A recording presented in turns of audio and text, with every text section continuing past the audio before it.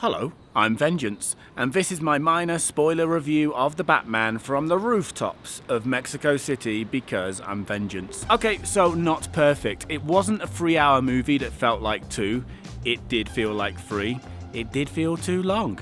3 is long. But aside from that, it was really good. It feels like a genuine reboot, different enough to the other Batman movies, mostly because of Batman himself. He's different in a few ways to what we've seen before on the big screen. This Batman is a version that many people will be familiar with from the comics, but he is different in a few ways to what we've seen on screen before. He's truly the detective in this movie. He's there at the crime scene, he's gathering evidence throughout, and around that there is still some great action, particularly a car chase scene. But what also made this Vengeance feel different was that he felt real. Like, if Batman was in the real world, he would be like this Batman in The Batman. He's not the polished superhero we've seen before. He struggled doing the gliding, flying thing through the air.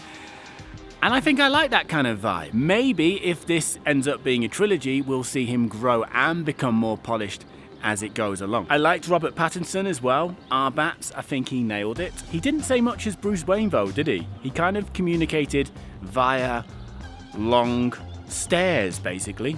He just stared at people. It would be like if I did this review like this.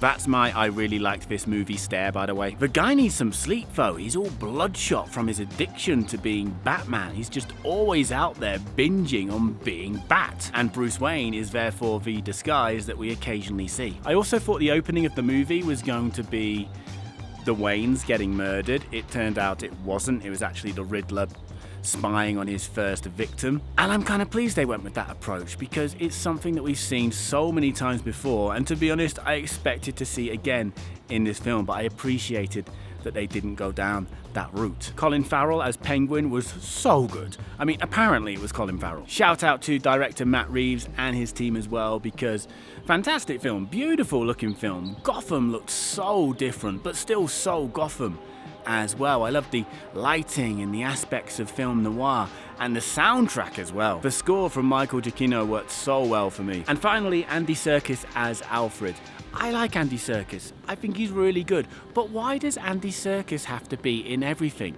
I feel like he'll play us all one day, eventually. Anyway, he was a really good Alfred, which is to be expected, which is probably why he gets to play everybody, because he is very good. I'm not disputing that, but give somebody else a try maybe.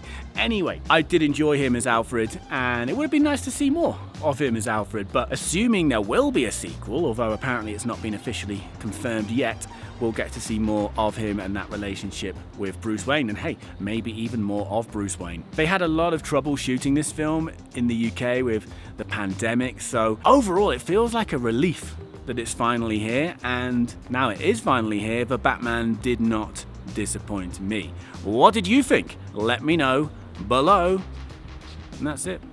Goodbye.